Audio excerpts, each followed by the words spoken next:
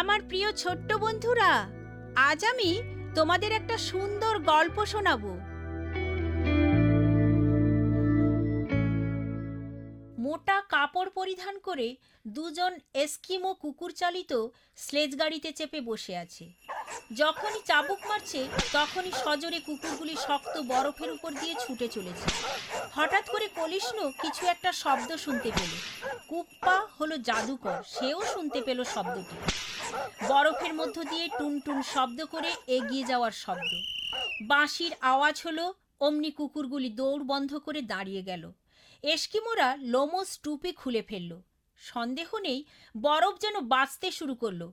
তাদের মধ্যে আতঙ্ক জেগে উঠল, কেননা বরফ যখন বাঁচতে আরম্ভ করে তার অর্থ বরফের স্তরের তলদেশ থেকে প্রলয়ঙ্করী ঢেউ বেরিয়ে এসে পুরো আস্তরণ টুকরো টুকরো করে কেলেঙ্কারি ঘটিয়ে বসে। বাধ্যগত কুকুরগুলো, চলতে থাকো, কিনারার পানে ছুটে যাও। জোরালো ঢেউ আসছে, আমরা মারা পড়লাম।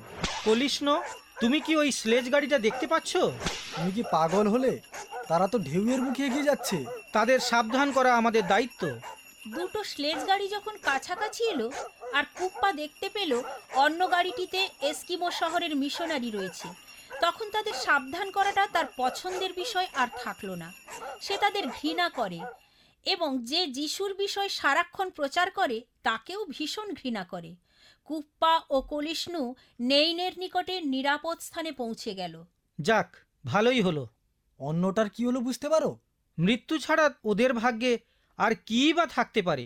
তাদের যিশু আমাদের কাছে প্রমাণ করে দেখাক যে প্রলয়ঙ্করী ঢেউয়ের চেয়েও তার বাঁচবার মতো অধিক শক্তি রয়েছে। তামাশার বিষয় হলো না? দুজন লোক বরফের ঘর, যাকে ইগলু বলা হয়, তৈরি করলো।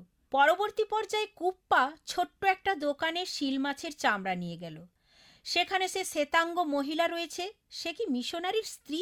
আমি এই চামড়ার বিনিময়ে ওই বন্দুকটা কিনতে চাই। আমি জানি না আমাদের আরো অধিক চামড়ার প্রয়োজন আছে কিনা। আপনি কি একটু অপেক্ষা করতে পারেন আমার স্বামী ফিরে আসা অবধি? সে আর ফিরে আসবে না।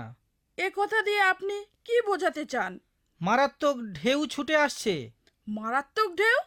বিস্মিত হলেন, তার দিকে তাকিয়ে রইলেন। জাদুকর জানলা খুলে দিলেন আর সকলেই বরফের শব্দ শুনতে পেলেন। কুপ্পা, আপনি কেন তাদের সাবধান করেননি?